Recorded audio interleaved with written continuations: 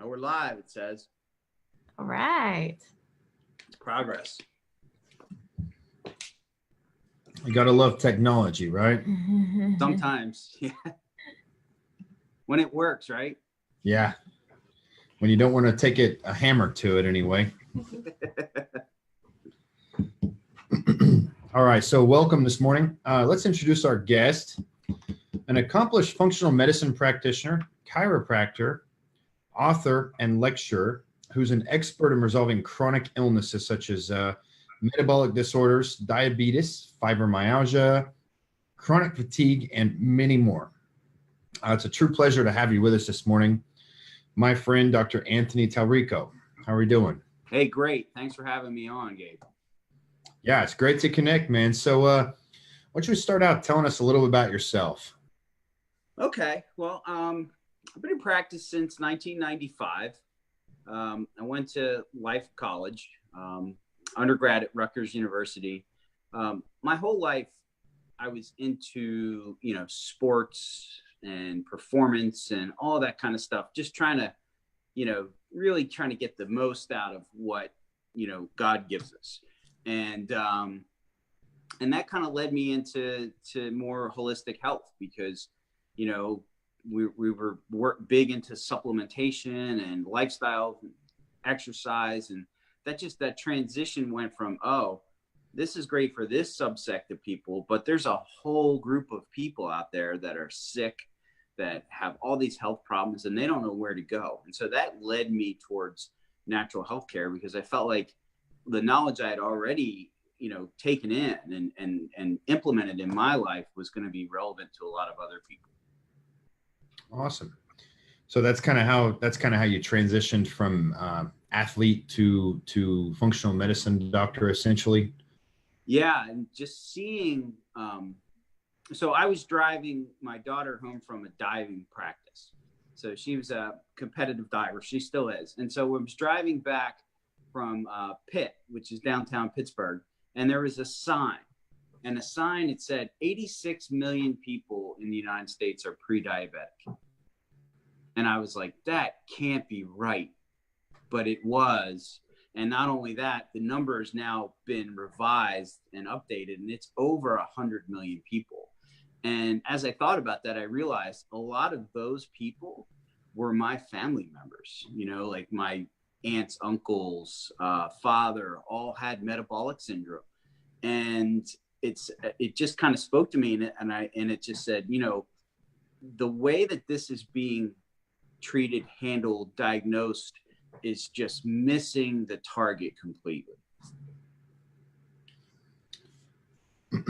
So that's what's led you into this a little further, is having friends and family and loved ones that were pretty much falling down this same epidemic path?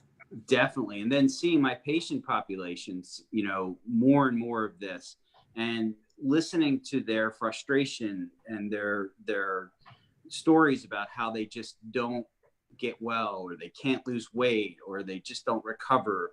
And I was like, man, something is really wrong. Something is going on. And so that kind of led me to inquire further about, this whole thing about metabolism. And that's what drove me towards functional, because it's a different way of thinking and analyzing things. Because, you're not just treating sorry about that. You're not just treating a number, you're treating a person, and you're analyzing things from a 30,000 foot view rather than just a single number on a page. Oh, your glucose was 100, so you're fine, which we know is not the case. Yeah.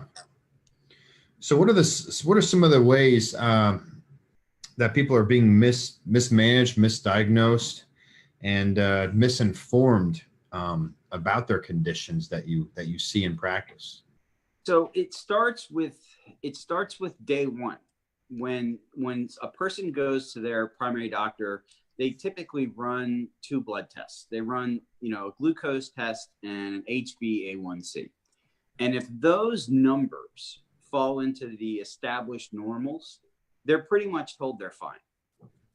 But even just recently, the Journal of Endocrinology even published a study that said HbA1c can miss up to 70% of people who are pre-diabetic. So we're relying on these numbers that might not even tell the true story. So my workup is different. So when I see somebody, I run their insulin level in addition to their glucose levels and their HbA1c, and I also run triglycerides, because I want to know what the body is actually doing to maintain that sugar at that level, that HbA1c at that level. And that gives us a more functional perspective. So suddenly we go, okay, your glucose might be 100, but your insulin is like way up here. So we know they have insulin resistance, and that's the actual problem, rather than just a glucose number, like, oh, your glucose is 100 and you're fine. Go home and keep doing the same stuff that you've been doing. And so when we look at it in a more functional way, we realize, wow, this person, is sick. They haven't manifested all the symptoms yet, but they are sick. They have an ongoing metabolic issue. Yeah, that's where the importance of running the right testing helps out versus functional lab testing versus disease lab testing. Because some of the disease lab testing is they watch and wait, essentially. Right. Just like you're mentioning, they say, everything looks normal, so we'll run this again in 6 months. We'll run this again in maybe a year, and just kind of watch and wait. And that's kind of a very devastating, destructive pattern to get in, because why wait until they get into a more chronic problem versus trying to change something right away, like getting their insulin, insulin sensitivity a little bit more managed. Absolutely. That and the only thing that's more damaging than that is after they're diagnosed, the total focus goes on glucose and medication. So for example, they'll say, all right, so you have to take metformin or whatever you're going to take. So you have to eat this many carbohydrates during the course of the day because you're going to take medication. And yeah, I see the look on your face. I'm saying, let's throw that whole thing. Let's get rid of that whole thing. Let's skip that altogether, because that's just going to take us further down the road to damage and destruction.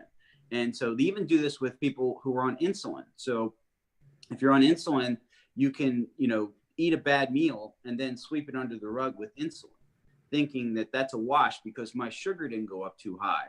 But in reality, insulin can be very destructive on its own.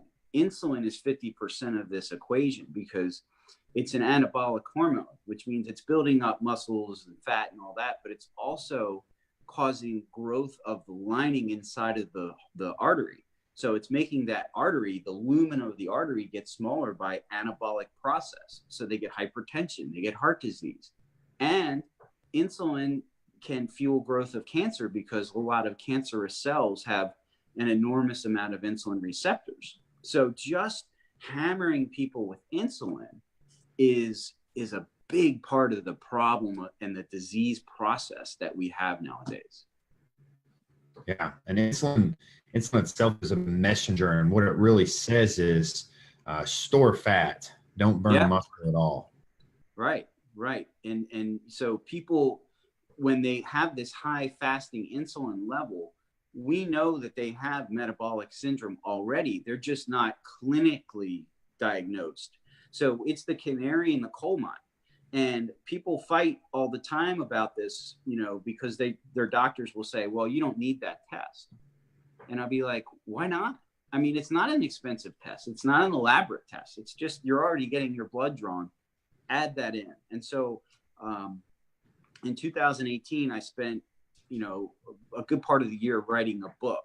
And the book is basically, it's called Metabolic Programming. And basically it's about this stuff, but also the fact that our DNA was carefully curated over thousands of years to survive in an entirely different environment that we have now.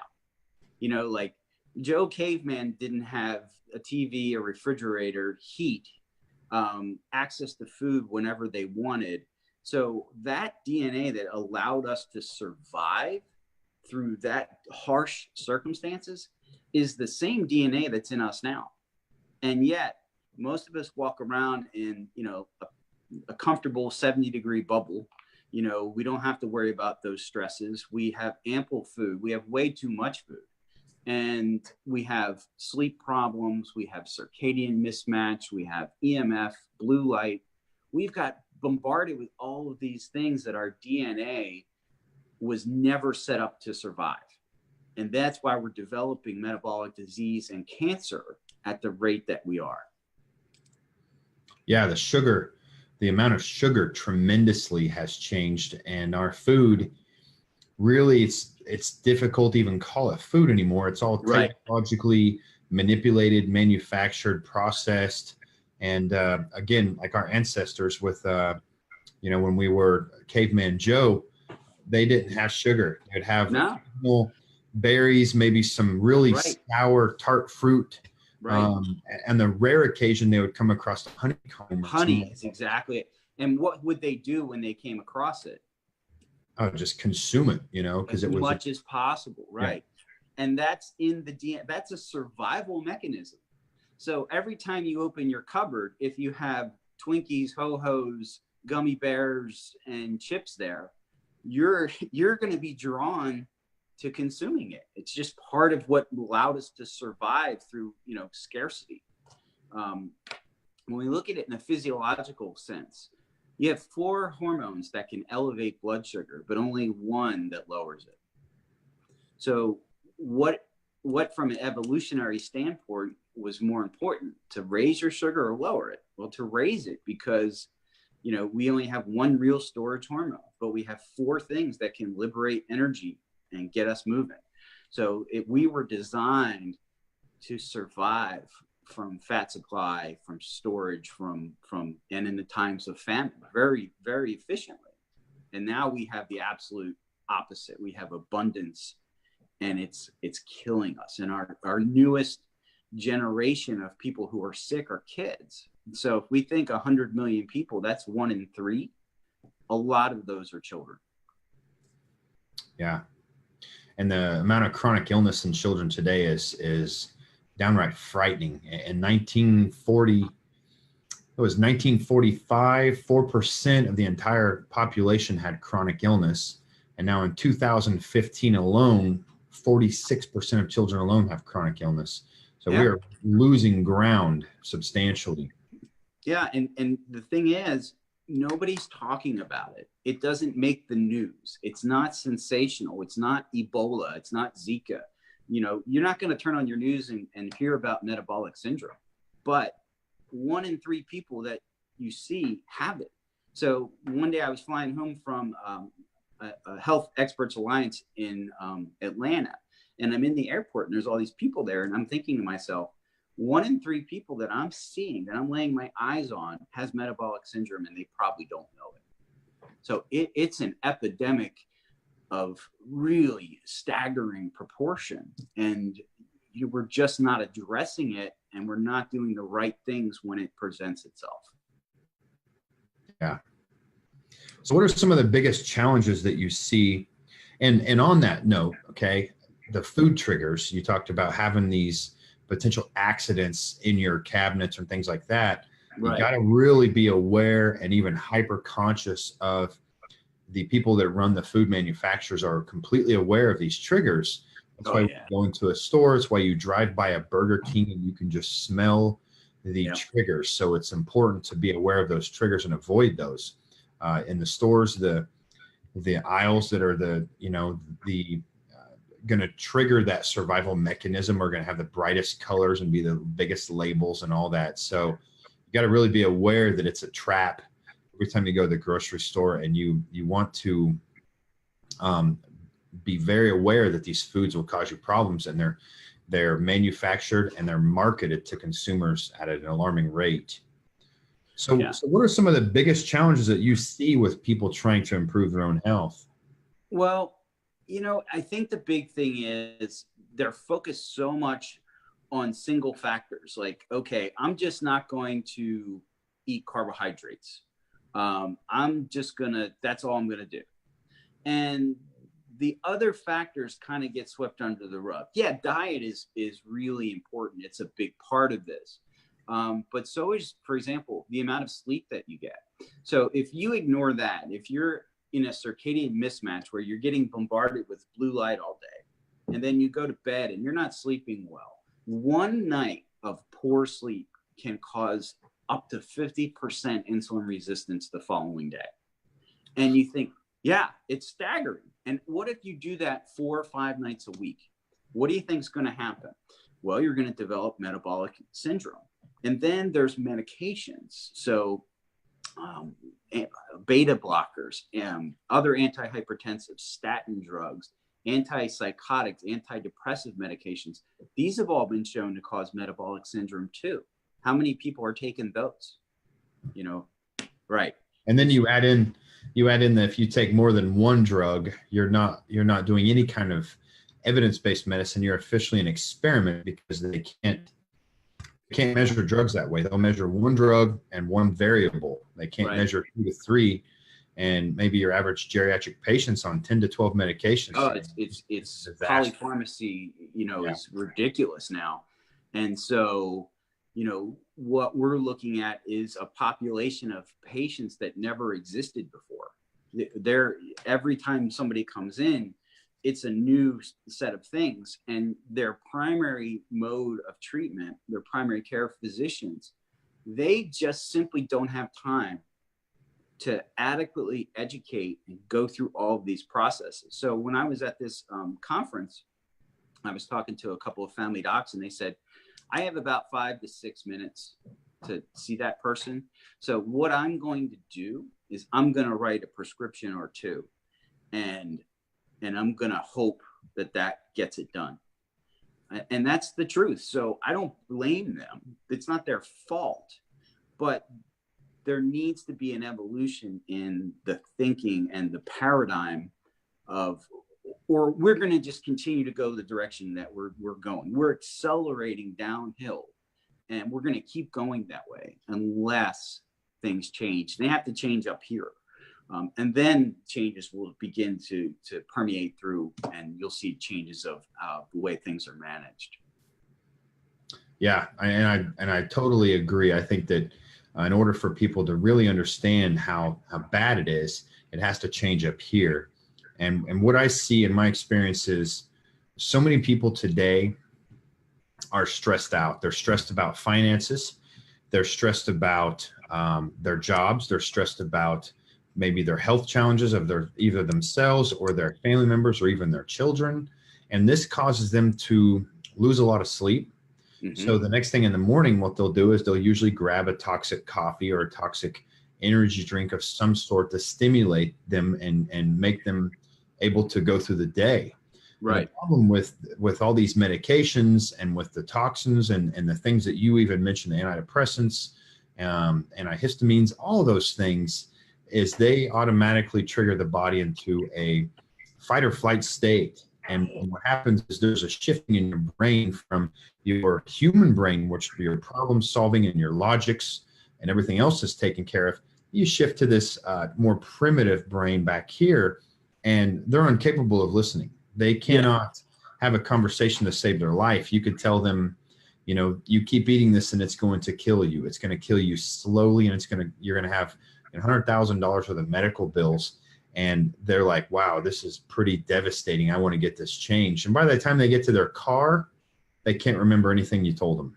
Right. So I think to get the message to people, we've got to get them unsedated and grounded to where they can really start to see the destructive path that we're on. And a lot of people are paying attention to stuff like what we're doing. One of my patients saw something and he said, hey, this might be me. And so he had me work him up. And when I worked him up, he was a full-on type 2 diabetic. Blood sugar, fasting blood sugar was 253. His insulin was 10. His HbA1c was 10. And I said, look, man, if you went anywhere else, you'd be put on several drugs and sent on your way. And he said, well, I'm not looking for that. I want to try to fix it. So he went to work. I mean, he really went to work. 90 days later, he no longer met the status of type 2 diabetes. His insulin went down to 4. His HbA1c went down to 6. It still has room to go. And his fasting glucose went down to 112, all in 90 days by doing the right things. No medication, not a single medication. And I told him, I said, you're an A+ student because you were willing to implement everything that I said. And what he told me was, I was desperate, you know, like, and I'm hoping that we don't have to get to that place with everybody, that we don't have to get them desperate, you know. And the side effect of him doing this stuff and getting his metabolism working right, he dropped 30 pounds of body fat and his eyesight changed. So he was telling me one day, he said, I was in church and I had to mess around with my glasses because suddenly, like, they didn't work. And I was like, yeah, that's your eyes, your focus is changing. You're changing the cells and structure of your body. So you're going to regain some of the vision that you've lost over the years rather insidiously. And he's like blown away by it. So, and I'm seeing this more and more. I just wish more people were aware of it, you know, like that they understood the dire consequences and they were willing to, you know, implement things that could really help them change their lives. Yeah. And also improving those numbers in that guy, improving his eyesight. I bet you did a number for his sleep too. I bet he gets way deeper sleep because your blood sugar has a lot to do with how well you sleep. Oh yeah. It's hugely connected. This whole circadian rhythm that orients a human to the planet is been built in over, you know, hundreds of thousands of years. You know, the sun matters to us. I mean, we've been conditioned to fear it, but, you know, our DNA, everything that, you know, makes us human is partly to do with that. Oh, and absolutely. Yeah. You know, we're so disconnected from the earth, from the sun, that's part of our problem. Absolutely. That's what I tell people a lot of times is they're deficient in nature. That's the bottom line. And there are some pretty simple solutions that I've found that we can get people back in touch with nature pretty passively and pretty cost effectively. But yeah, essentially we're ambient sunshine, you know, and we have to eat the sunshine in our foods, in our plants, in our things like that. And, you know, these manufactured processed foods just don't have the information. And that's essentially what food is. Yeah. Is information. It tells your body how to behave. Yeah. I call it in my book, I call them instructions. I say all of these things that we do are instructions. The amount of sleep we get, the amount of light that hits our skin, the temperature that we are around, the sounds, the visuals, the foods we take in, the drink, the thoughts we have, they're all instructions and they're telling our body what to do.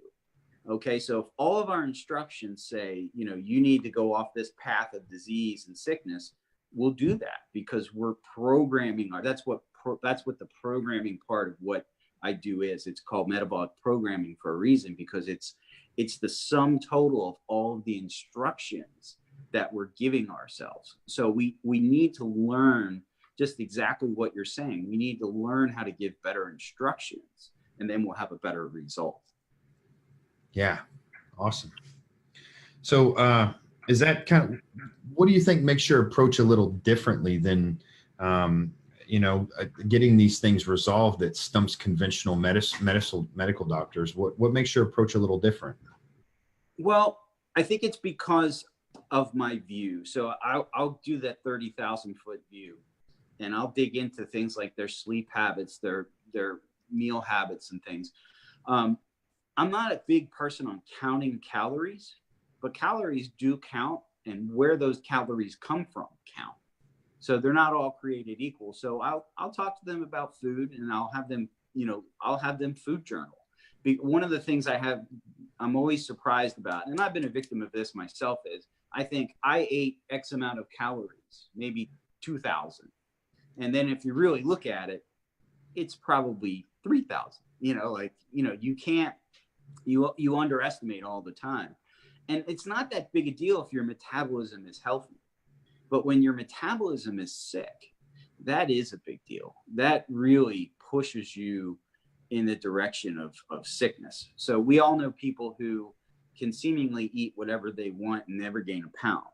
Well, they're the metabolically gifted. Then there's everybody else, right? And you know, my family, we were not the metabolically gifted. So there were a lot of heavy people eating a lot of bad food all the time. And as a result, they were all type 2 diabetics. And their way of handling their bad meal, their bad decision, was to take extra insulin. And I was like, no, that's not how this is supposed to work, you know? So my approach is to really look at getting sensitivity turned on by all the things that we've talked about, you know, getting them sleeping properly, you know, doing silly things like lowering the temperature in their room when they're sleeping. You know, that causes a change in your metabolism. That causes you to use more brown adipose tissue. It's metabolically active. It signals your brain to heal and sleep better. And so there's just simple things you can do. And then there's the more complex. That's like the fasting, intermittent fasting, food sources, nutrients, supplements, all of those other things play a role. And that combined approach is what gets people well, just beyond numbers on a page. They can just tell you, they say, hey, doc, I haven't felt this good in 20 years. And, you know, you're like, you know, I could go all day on a couple of those. That's pretty awesome. Yeah, it is. It's much better having them show you the changes that they're feeling and the energy changes they're feeling and the clarity of thoughts, the loss of brain fog, the loss of neuropathy, you know, no more waking up between 1 and 3 at night. All of those things start to improve. And when you see it on a blood test, that's one thing, but having the patient tell you their life's changes is a completely different thing. So Right. It's incredible. Right. Speaking of this, you kind of brought it up a couple of times now about your family and things like that. Just for our listeners out there, what role how much of a role does genetics play in a person's ability to lose weight? I think it plays a role. So, you know, our genes are kind of set up to allow us to survive. That's what they are. But, you know, certain people have different enzymatic systems that are inherited. But they also have a lot of the same habits. So if you come up in a family and your habit was that you ate, you know, pancakes and, you know, whatever for breakfast, and you drank Kool-Aid all day, and you had, you know, plenty of stuff around, you're going to take those habits with you. And so there is a genetic predisposition, but it's not everything. I would say that it's like anything else. It puts a bullet in the chamber, but it doesn't pull the trigger. So we know as we learn more, we learn about different hormones, things like leptin and ghrelin and adiponectin and irisin and all of these other things. And we know that some of these pathways might be inherited, but you still have to turn the key and unlock that by behavior and habit. And so we'll see people that get great results.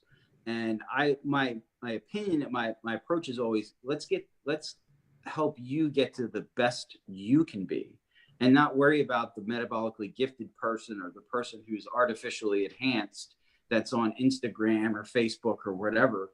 It's the comparison that causes problems. So if I can get somebody, you know, super healthy for them, the best they've ever been, and that's not what society says is perfect, but they're really good, that's a home run. You know, that's a big home run. Absolutely.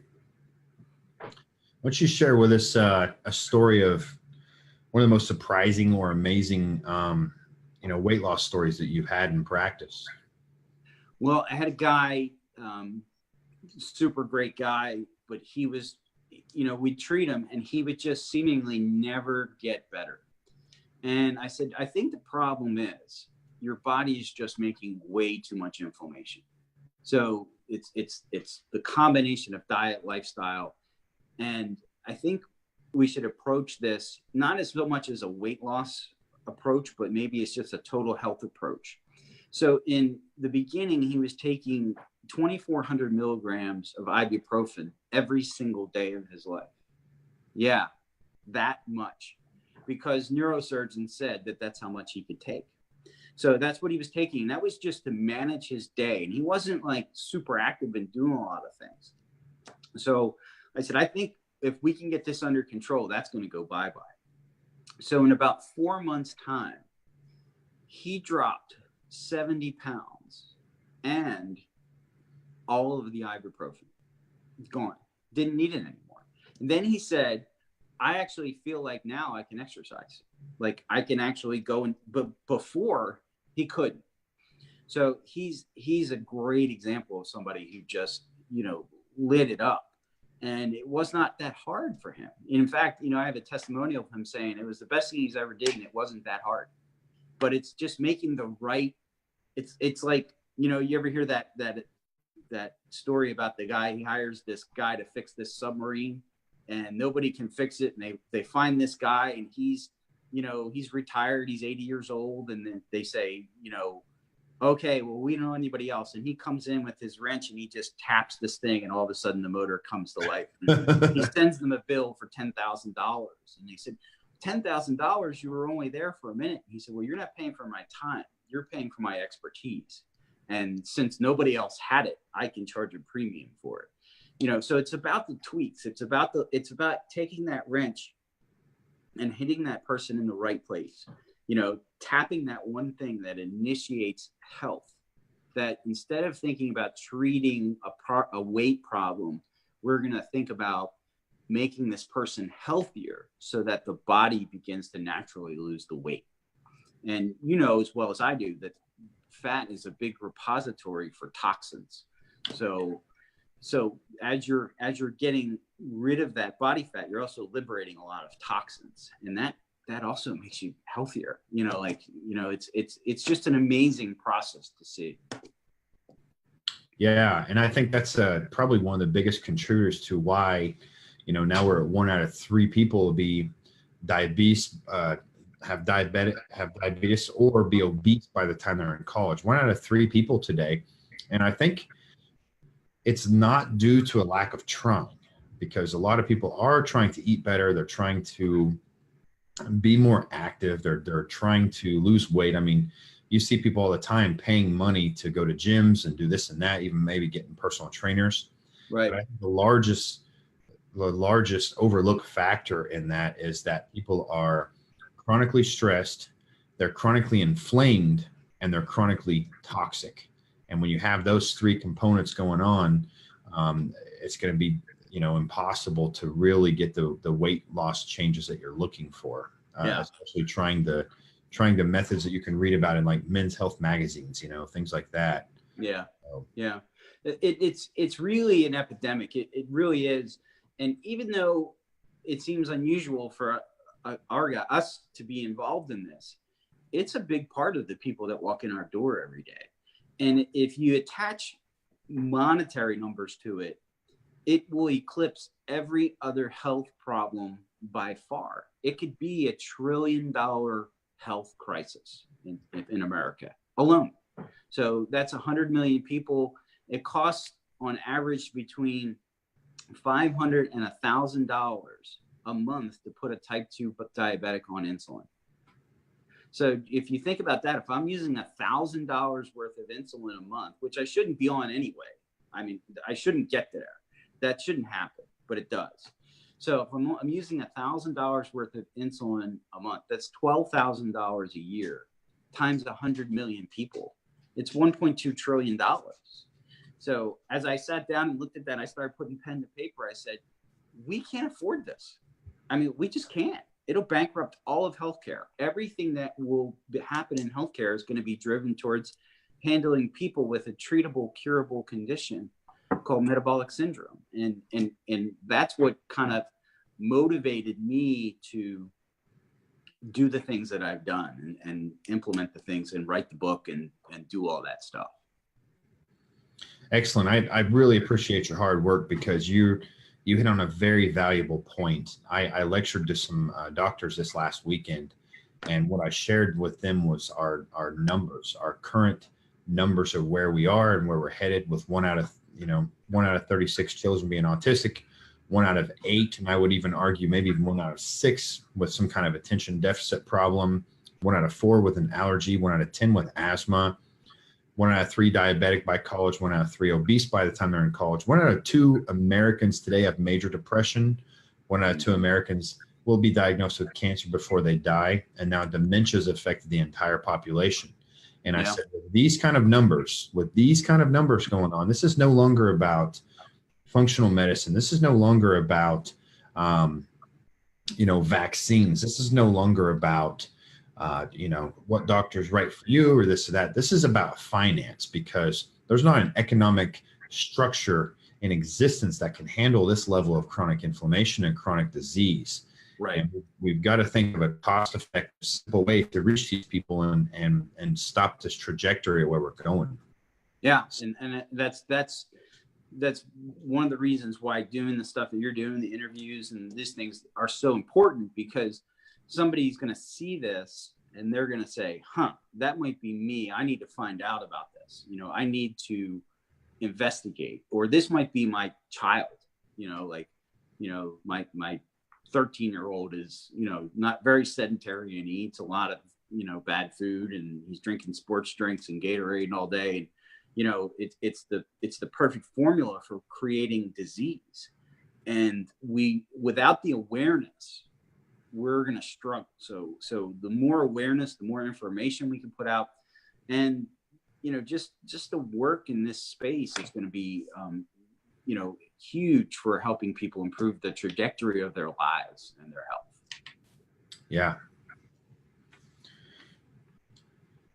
So what is reaching, when you're working with patients, reaching their fullest potential, what does that mean to you? I think for me, that just means having them be the best you can be, and that doesn't mean you have to have, 6-pack abs and, be, Adonis on the beach, but it means that you have the energy to get up and play with your kids, that you can make it through a work day without being exhausted, passing out at your desk, that you can go to bed and sleep and have a restful night of sleep, that you have the energy to do everything that you want to do without being in terrible pain, having all of your joints ache, and being just a physical wreck at middle age, when this is not how we were designed to live. I just strongly feel like we were engineered to live a healthy life, and we've gone so far astray that we're not living to our potential. And your potential might not be to run marathons or, squat 400 pounds, but whatever that is, I want you to be able to reach it. And I sometimes, I ran into a guy I hadn't seen in about 15 years at the Pitt had the NCAA wrestling tournament this year. And I'm a big wrestling fan. I was a coach and a wrestler. And he said to me, "Hey, Doc, man, you look the same that you did like 15 years ago." And I thought, well, you know what? I don't have any magic. There's no secrets. Like, it's just habits and behaviors. So if we can get people to change their habits and behaviors that move more away from sickness and towards health, then that's what reaching that potential is about to me. Just getting people at their best them that they can possibly be. Awesome. And you're right. We are meant for so much more. I witnessed a guy in the Okinawan Islands a long time ago, 105 years old, sprawl onto a horse and ride around cutting coconuts out of a tree with a machete in his hand. That's amazing. He did it flawlessly with a big smile on his face. And that is truly living, and I don't think the guy went to the gym. He didn't squat. Yeah. He had a shirt on, so I didn't see if he had abs or anything like that.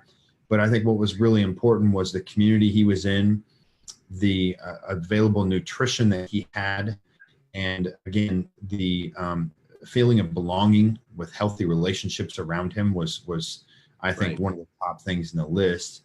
And it was just phenomenal to see that. And then, here in America, we have people, that's a good point you brought up just now, because I've seen people that I haven't seen in a few years, and it looks like they've aged 5 years in just a few years. And, right, and there's really something devastating going on in our country, and we've got to try to get a handle on this. and Yeah. reach the people that want to get better. I don't think we need more doctors. I think what we need are more people that are willing to do the changes necessary to get their health back. Right.